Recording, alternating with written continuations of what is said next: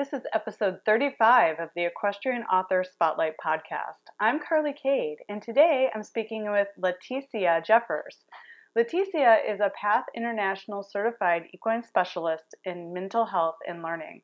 With 15 years of equine experience, LaTicia sits on the Ohio Paint Horse Club Board of Directors and is co-marketing chair. LaTicia has held a position at Natural Freedom Wellness Center since 2010. She started out as an equine specialist and a specialized case manager and is now their communications director. As the communication director of Natural Freedom Wellness Center, LaTicia's focus is to better communicate with the community as well as other organizations about the work they're doing. LaTicia holds a love for the arts, is big on photography and unique marketing materials. She has had to find unique ways to market Natural Freedom as their organization honors each individual's journey by not utilizing photos with clients. She has designed the cover for Pam Jeffers' award-winning book, Stand Up, as well as contributed to the design and coordination to bring Stepping Up Kindness, Nikki's story, to life. She is currently working with co-owners Pam and Robert Jeffers to begin a vlog series with Natural Freedom Wellness Center for continuing education within the equine-assisted activities and therapies field. Now, let's get into the interview. Welcome to the Equestrian Author Spotlight podcast, a podcast featuring interviews with equestrian authors who love all things horses and writing about them. In each episode, you'll hear inspirational stories from horsebook authors, including writing advice and marketing tips to help you write your very own horsebook. If you're an author, aspire to be an author, or simply love horsebooks, then you are in the right place. I'm your host, Carly Cade, and creative writing makes my spurs jingle. Hi everyone, welcome to the Equestrian Author Spotlight. Today I'm so excited to have LaTicia Jeffers with me. Hi LaTicia. Hi Carly, I'm really excited to be here with you.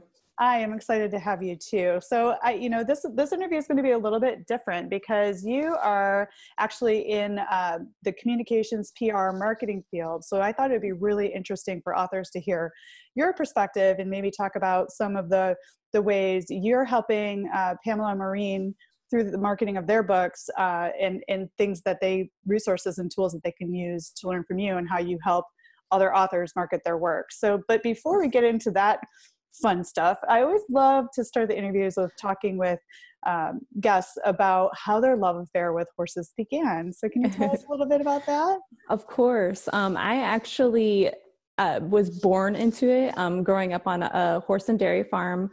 My parents actually purchased the horse that I grew up with their wedding money. Before they even had a couch or anything, they bought him as a little weanling and said, my mom even told my dad, one day our child will show that horse and grow up with the horse. And that's exactly what happened. Let's talk about your childhood pony. Tell us the horse's name and, kind of like how your bond started. I love hearing these stories. Of course. The horse that my parents purchased, his name was Casey. He was an American quarter horse. He would have been phenomenal in ranch pleasure these days. But of course, we try to do the old style pleasure with the stocky quarter horse that would never Go get slow placed. enough. Yes, for sure. Bless his heart, he tried. Even at 21, I was 16 and learning to jump on him at 21 years of age. And he gave me his heart, but I learned so much from him. Definitely a lot of patience he had for me, and I had to learn that from him as well. Oh, and they're our best teachers, I think, as young women. Horses just teach us empathy and responsibility and patience, like you said. Certainly. And they're our, best friends and our companions, and lots of good life lessons come from, young women owning a horse. And how fortunate that you got to grow up with it and were born into it. That was so cool. I did not learn that until later on, the fortune part. You were living the dream right out of the womb. Yes. So, like I said earlier during the introduction, this interview is a little bit different. So you are in the business of public relations and marketing, and you help promote Natural Freedom Wellness Center. Can you tell us a little bit about your role and how you got involved in this? Most certainly. Yes, I'm the communication director at Natural Freedom Wellness Center, and I'm actually the daughter of the co-owners. the story actually is interesting because at first I was off at college at Tiffin University. I had life experiences that kind of brought me, I needed to come back home. And through that process, I started with my parents working. She was just now getting off the ground with Natural Freedom. And I was very reluctant to stay at first. So I learned to love my position. And when I found out what my passion was working with Natural Freedom as an equine specialist at first, I realized how much lacking we were in the communication to the community of what equine assisted activities and therapies were and what we were doing, and how much rich knowledge there was within communicating to the community as a whole. So I went back to college and completed my degree in communication studies from Ohio University with a related area study in deaf studies and interpreting and a marketing minor. So it was a long journey. I actually went back for deaf studies and interpreting and kind of went through that process. Wow. And then what inspired you around deaf studies and interpreting? That's a unique degree to have. It was. I actually, at the time, we were serving a lot of individuals who were on the spectrum. And I noticed a lot of them using, as in the world of deaf studies and interpreting, as more gestures and home sign. And at the time, I was also dating an individual whose aunt was deaf.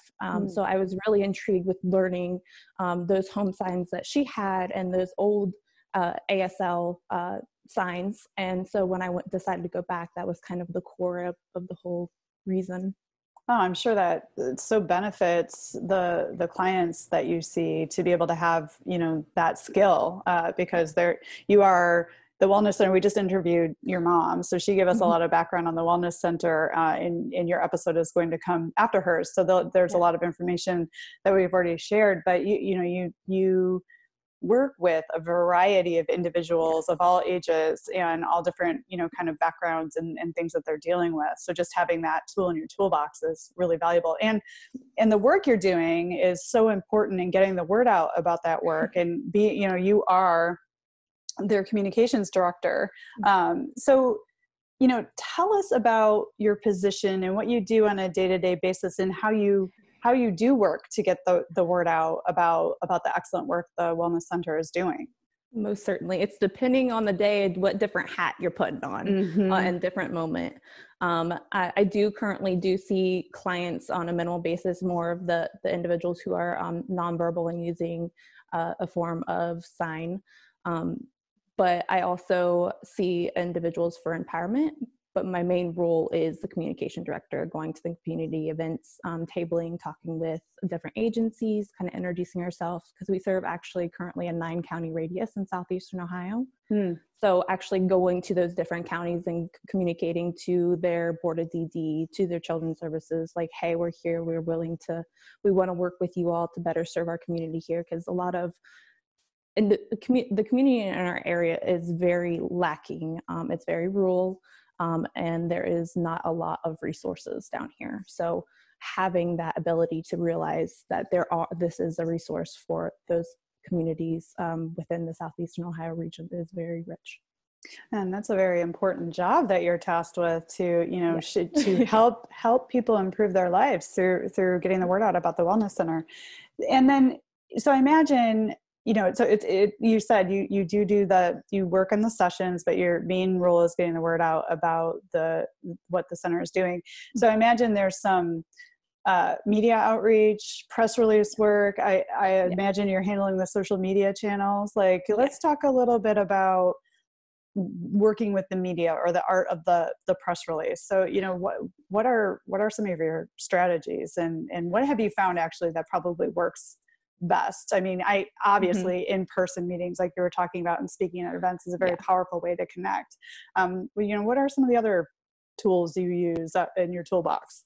So actually one of the most difficult things with us getting started and me getting into the communication and the marketing end of communicating to the communities that we are here was that we chose not to use individuals that we were serving's photographs and within videos. So that was very complicated for me to actually communicate that to everyone and utilize what we had. I had to be very creative and We also went collaborate with other agencies. So within that, one of those is Hopewell Health Centers, which was formerly Tri-County Mental Health. So through that, we offered continuing education hours and different presentations. So a lot of times during those events is where I got a lot of my content for media. And I imagine you don't share your clients' photographs for confidentiality reasons, which is really important. You know, it's like, So you've been creative about taking events and community experiences that you do have, and I imagine getting those presentations on video and then snipping them up and using them in your social media work, and then using them to build media kits and that sort of stuff, right?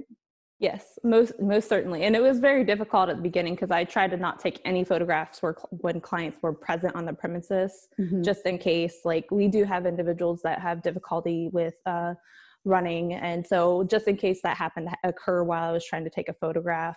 But I've gotten to the point of realizing you realize your boundaries of where you're able to adjust within that. And that was definitely a huge hurdle that I had to learn. And this process. And I imagine too, a workaround for that, so you're not showing client photography, is that you could like stage a photo shoot where you get photos that you can use for your website and use, you know, for the press releases or media outreach or what have you, where you can stage something and, you know, set it up to take action pictures, but that are using not your clients using, you know, models or what have you. Is that something that's crossed your mind, doing that? That has, but I've been lucky enough to actually get a lot of very authentic photographs during the events that we've had with other agencies here at the premise. So you know how powerful it is to be with a horse. So having those moments, and because we do a lot of demonstrations, so having those authentic moments caught on camera is invaluable. So I'm very fortunate to have those. So I haven't gotten to that aspect of staging. But maybe one day. But you know, you're making things work, and you're capturing the moments, and you're working within events where you can grab those photos. And then I'm assuming, you know, we're talking about the behind the scenes of like how the business works. I'm assuming that you have, you know, document that you have people sign it's okay for you to use their photograph, and just covering all your bases as the communications director. Yes, very much so. Got to cross all those T's and dot those I's. It's just like, make sure you get permission to use people's photos, or have them sign waivers that they're at an event that's going to be photographed. It's always wise. And I've definitely ran into those that do not want their photograph, and of course sit directly in the middle of everything. And it's like, I can't do this angle and get everyone. So it's definitely, there's been some hurdles for sure. Well, it's like a part of being a communications professional. It most certainly is. I know. What else is really cool is you are also a PATH International Certified Equine Specialist in mental health and learning. And you have 15 years of equine experience. Obviously, you came out of the womb a horse owner, which helps with that. But tell us a little bit about PATH, and like how did you become a certified equine specialist? Like what does all that world look like? I think a lot of people are interested in the healing power of horses, and this is obviously a route people can choose. So let's talk about that. It's just a workshop you go to. It's a weekend long event. It just varies at different locations. Typically it's about 3 days of the workshop, and then you have a testing period after that of where you'll get tested on your horsemanship skills. That is so cool. And you know, having been a certified equine specialist, would you share a story of a breakthrough that you saw between a person and a horse? Like something that really, I'm sure you're seeing this every day, right? Yeah, I just got goosebumps. So. This is the world you're living. I know I have goosebumps too. So I would love to hear, because this is a new, it's not new. It's something that horse owners always know, but this is something that's starting to really become embraced by the public, the healing power of horses. And I'd like to highlight, you know, just how powerful these sort of sessions can be. So I would love to hear, you know, a story that really moved you. There are actually a lot, surprisingly, because when we first actually began back in 2009 with the agency we were working really closely with 3 counselors, 2 social workers that were specialized in post-adoption. One particularly was a specialist in attachment, like working with the adoptive parent with the child. But I think during that time was probably the most impactful for me of learning how much the horse can give to that healing. There was an individual that was a reluctant teen that just when they began here, they didn't really want to be here. We've also, in this industry, you see that a lot, especially, So I think the most impactful part of that was being able to see that connection build with one of our horses here, and seeing the horse actually getting to the point that they actually wrapped around and hugged that individual, and just seeing those tears like flow, and actually being able to be a part, because we've actually been a part of adoption process as well. So the child meeting the adoptive family and going through that process together, as well as and seeing individuals walk for the first time. It's just such a powerful industry to be in. But the only thing about it is there are those hard days that being in the mental health period in general, there are those very hard days that you it's not rewarding by telling each other that you're thankful, but you see those rewarding moments, but sometimes it's not in that very second. So it does take time. Yeah, it's like something you're working towards, like these breakthroughs where people, and the moment we were talking about where the young reluctant teenager had a breakthrough and bonded with the horse, and the horse hugged her, and then there was crying. I imagine you experience a lot of emotional release that happens when the horse embraces the person and they connect, and then these years and years and years of built up emotion just are able to come out. And there's a lot of freedom for people in that. So you're the facilitator. You along with the horse are the facilitator in these breakthroughs. That's really amazing work. It is, and it's definitely you have to be very passionate about it for sure, but it's definitely rewarding. And I imagine for you, handling both the communications, but then also being a therapist, I imagine emotionally it's probably hard for you, like to do this work a lot. Like, what do you do to recharge and make sure you're taking care of your own mental health when you're working in these situations? Actually, it's funny you say that, because that's part of the reason I did return to school, is because I got so burnt out. Because we were going 9 to 5, we would hardly have breaks unless somebody was like a little behind, because we were trying really hard to push to get this business going and this awareness in the community of what we were doing.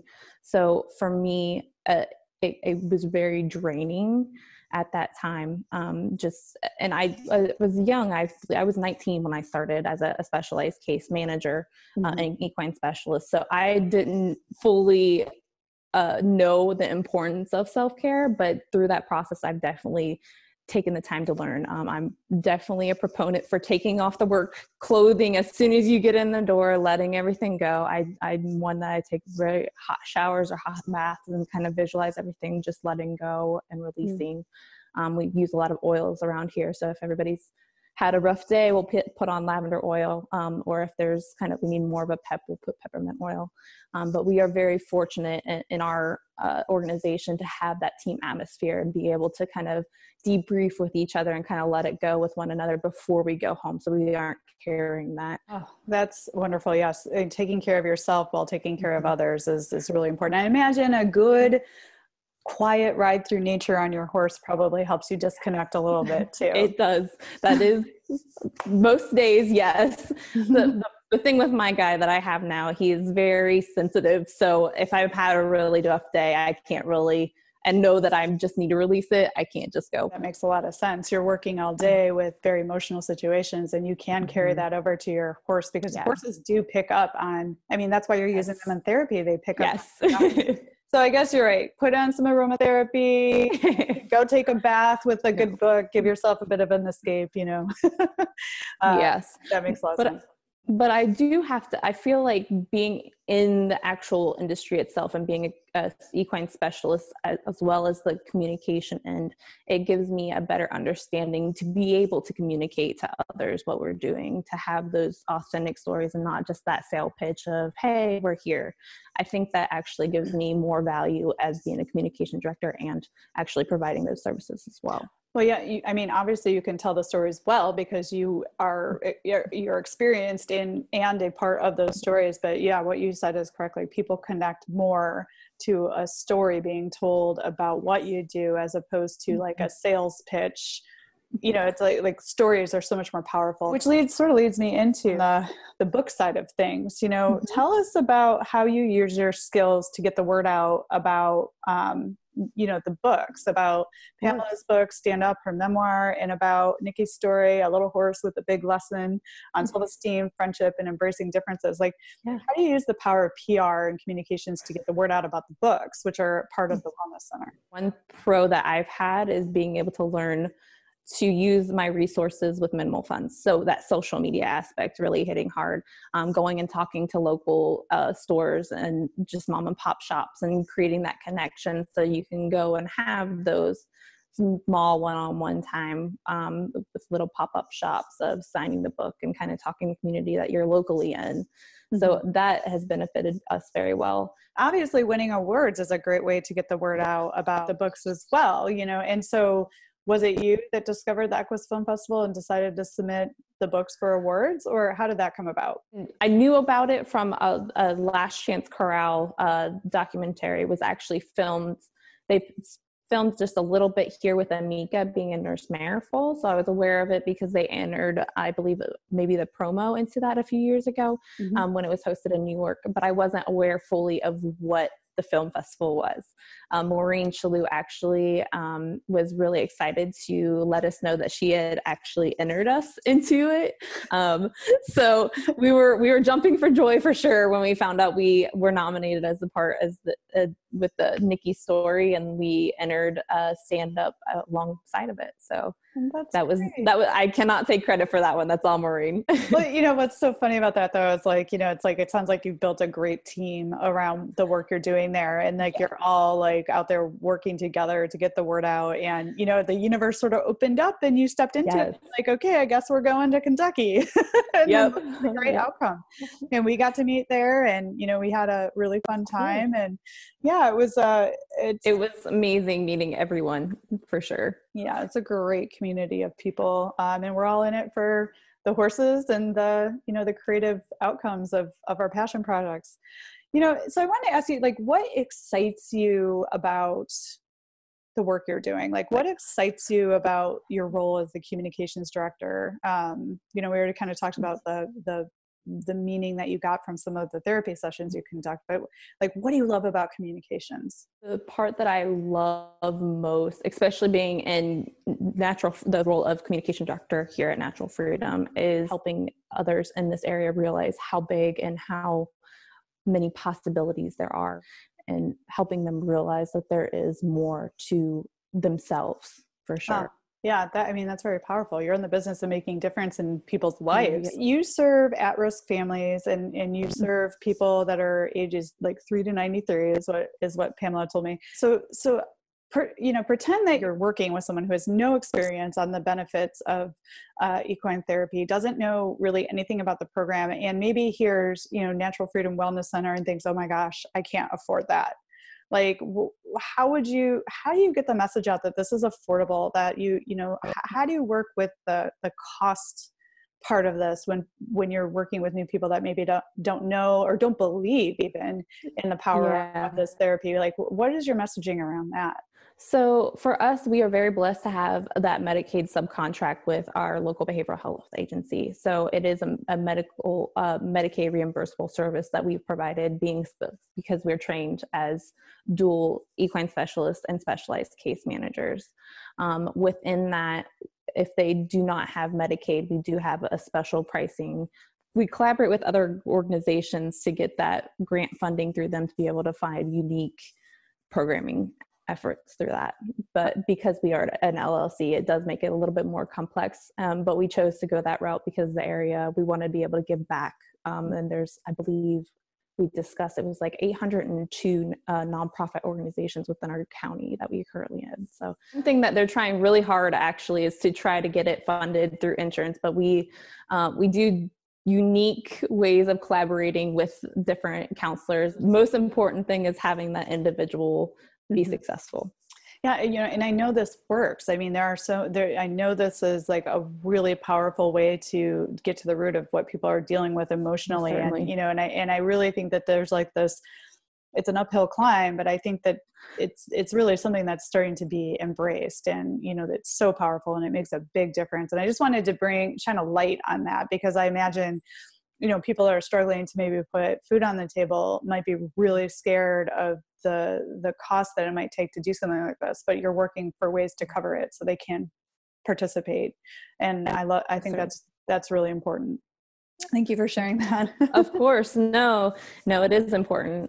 Funding is always a problem wherever you go. So yeah, with anything. I mean, even as a small business owner, I mean, just bringing in income is challenging. I think it's something that's in the horse industry in general, bringing in, enough income, because horses are expensive undertakings, just taking their care. After you take care of them, there isn't a whole lot left over. So, so it's a constant thing that you have to juggle and work with. That very point, that horses are expensive. So it's having that horse, the equine specialist, and also a counselor, if you're doing an equine facilitated counseling session, those add up. Yeah. And good on you for finding ways to make it work, because this is very, very important work. What do you wish you had known when you first started out in your career around all of this stuff? Was there anything that you would go back and tell yourself before you got your education?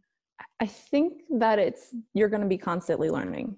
I think that is the one thing. Because when you go to college, you get that degree and you're like, oh, I'm good. I got this. And it's like, you realize, oh crap, you really are constantly learning it, even after college, after high school, whatever that journey is for you, that it really is a continual thing throughout your life, whatever that may be, that you're going to be continuously learning. Well, and particularly in your field as the director of communications, like with technology and the speed of which things are changing, it's like you're constantly learning. There's always new ways to communicate. There's always new ways to put, your message out into the world. And so, it's like every day you're learning something new. Exactly. Yeah. That's what it's definitely, especially with those social media, the switch of different things, even like adding the love button on there was phenomenal. I was jumping for joy that day. But just those small things that people don't realize, being in the marketing field, of having to constantly learn and adjust of different aspects within the social media marketing end of things. Absolutely. And, but learning keeps you young, I think, and learning keeps your mind sharp. So it's good to be in a learning role. Because you have a communications and marketing background, what advice would you give authors of horse books on how to market their books? Like, if you could give them any pointers, what would you recommend? I think the number one thing is remember that you are your brand. Mm-hmm. You are constantly and that's even in this industry too, of remembering that you are being the communication director. I am the face of this organization when I go out to the tabling. So it's the same thing with being an author, of realizing you are that brand, you are that book or whatever book series, and make sure you're putting out there what you want that brand to be. That's great advice. And so, speaking on behalf of the two books that you represent, what would you say is the brand persona that you want your authors to put out there when they're sharing about their books?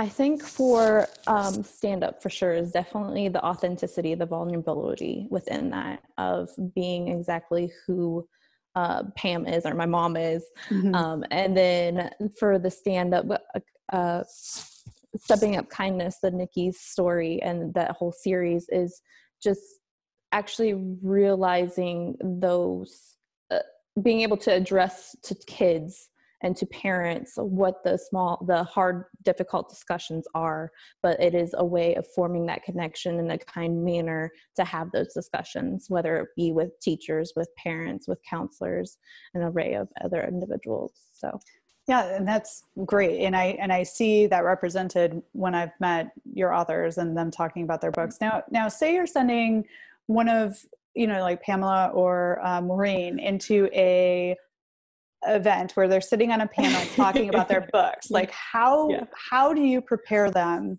for an author experience like that? Because a lot of authors do not have the resource of a communications professional helping them manage their author career. So if there's anything an author could take away from this, if they're setting themselves up with all this stuff, like they could, what tips or how do you prepare your authors to go and speak on behalf of the books in the Wellness Center?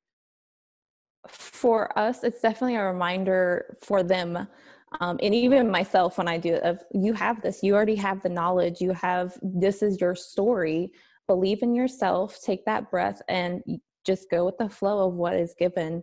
And yeah, you can prepare yourself with particular questions, but sometimes you get caught up on what those particular questions may be. So kind of being prepared, but not overly prepared, of creating that space of calming yourself down first, so you are mentally prepared to answer those questions. So whatever that may look like, whether it's breathing or essential oils or yoga, Tai Chi, whatever that is.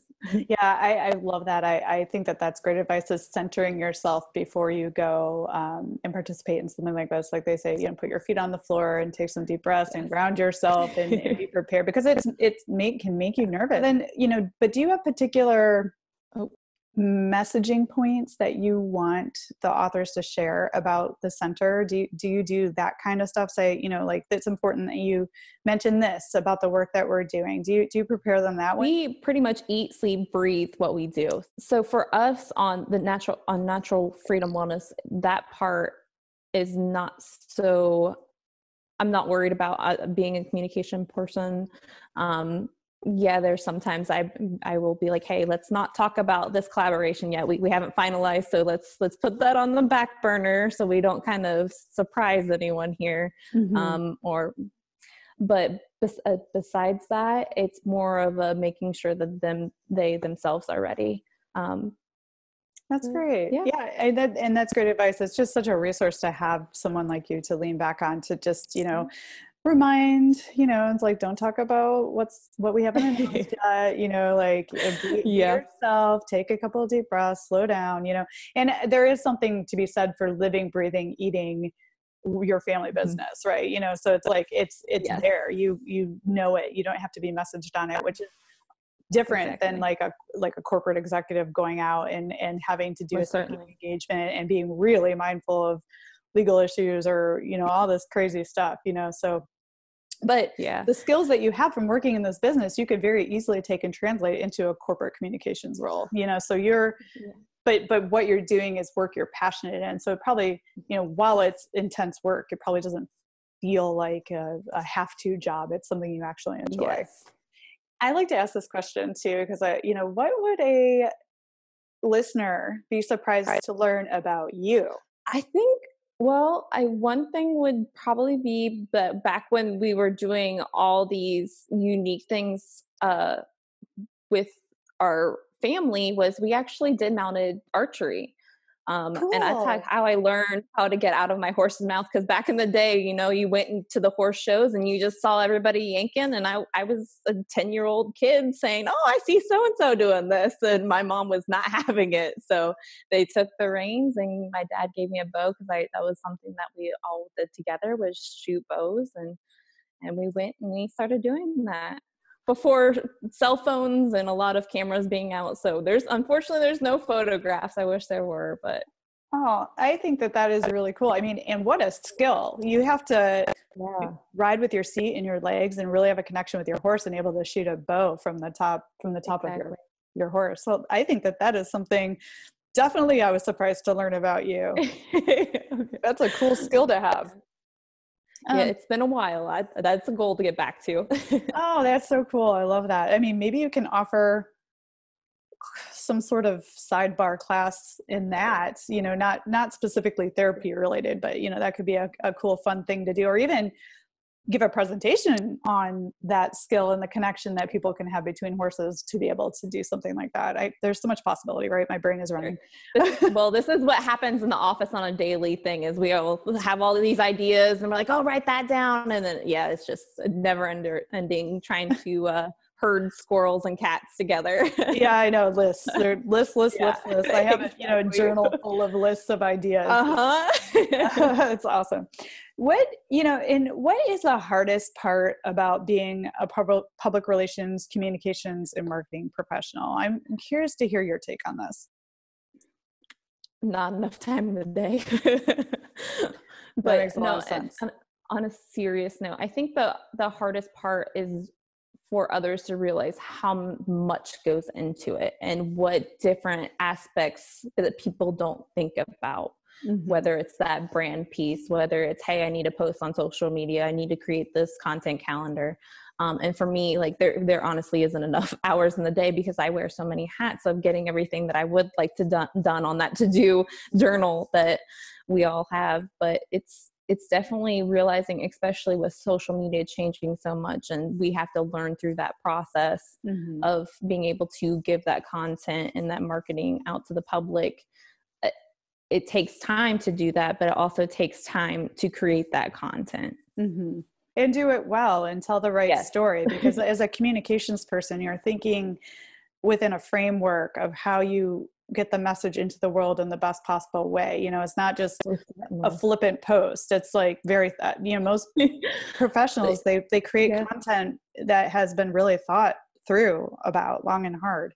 Most certainly. And that's definitely a hurdle for sure. It is that big picture of what we want out there. Sitting there, you're like, what you decide what messages you want to share. And then you have to decide what demographic you're speaking to, because you speak differently to millennials than you do to baby boomers. There's just a difference in how those generations grew up. So you have these different content streams that speak differently to whom your audience is. And that's the kind of thought process that goes on behind a communications plan. Yes. Well said, Carly. Well, I've been a communications professional, so I know the lingo and I know how it works. And I commend you for the work that you do, because it's important work. And often people don't understand how much goes into the strategy and the planning around message development. So good work. No, thank you so much. I really appreciate learning and meeting you at Equus Film Festival, and it gives me somebody else to look up to in the process of moving forward, because it is, being a communication person, you're not surrounded by individuals unless you're in a Fortune 5 company that has a whole team. Right. So being on your own, definitely you learn a lot from yourself. Mm-hmm. Well, I'm always here if you need a resource to bounce off of. I love, partnering and working and brainstorming, and it was wonderful meeting you too. I mean, we're all in this together. We're all here to lift each other up, and that's what this is all about. What do you enjoy about your job?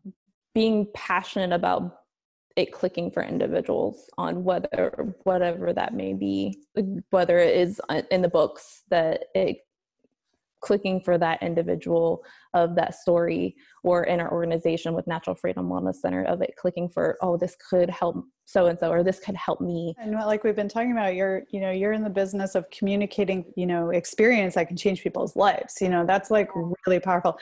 And I imagine working with the media and seeing an earned media piece about your wellness center, or, giving a really powerful presentation where people are coming up to you and wanting to know more. I imagine those are pretty bright spots too, right?